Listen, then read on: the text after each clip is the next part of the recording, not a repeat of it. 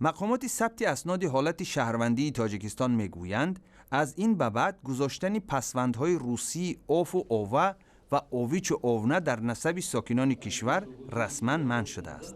این تصمیم بعد وارد شدن علاوه ها به قانون ثبت اسناد حالت شهروندی گرفته شده است. سند مذکور ماه مارس از طرف پرزیدنت تاجیکستان امضا شده، حالا به حکم اجرا درآمده است. طبق این قانون نسب با علاوه پسوندهای تاجیکی زاد، زاده، ایان، فر ترتیب داده می شود.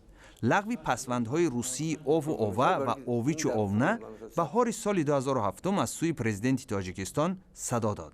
او نام خود را به امامعلی رحمان تبدیل داد و در پی او برخی از منصبداران نیز نام و نسب خود را تغییر دادند.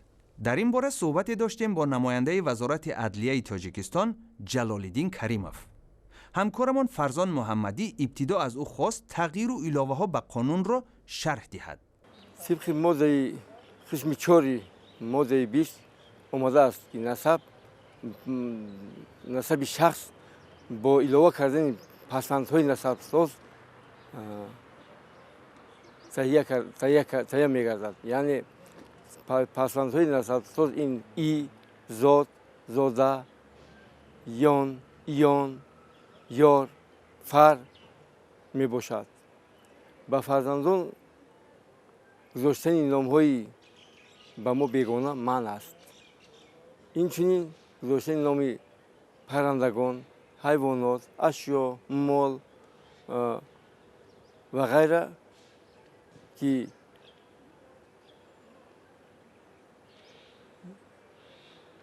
شأن و شرف انسان رو پس می‌زنند منع کرده شده است.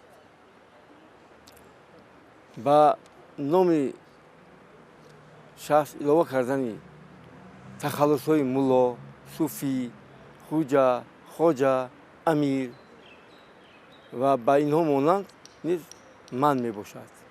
سپس همکارمان از مقامدار تاجیک درباره وضع آن افراد پرسید که نامشان به شکل روسی است. حال آنها چی می شود؟ مجبوری نیست. آنها می توانند اگر هیچ میلشون بلند شود خواهند که طبق فهرست نامشون طبق فهرستی که از طرف حکومت جمهوری فهرست نامها که از طرف حکومت جمهوری تصدیق شده نامگذاری شوند می توانند با مقامات بخش سخت اسناد و شهروندی مراجعه نمایند و در آنجا ایواد نام نصب کنند. اصلا مهاجران کاری که بر روسیه می روند بسیار شکایت داشتند که تغییر نام آنها را در حال ناگوار قرار می دهد و بعضی ها حتی سعی کردند که نامهایشان را به شکل روسی تغییر دهند.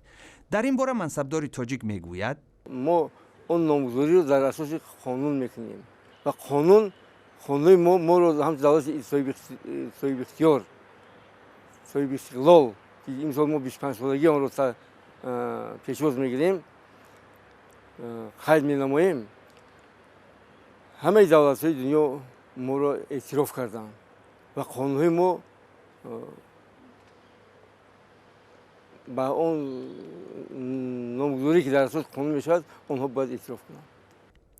تشکر از جلال‌الدین کریموف نماینده وزارت عدلیه تاجیکستان.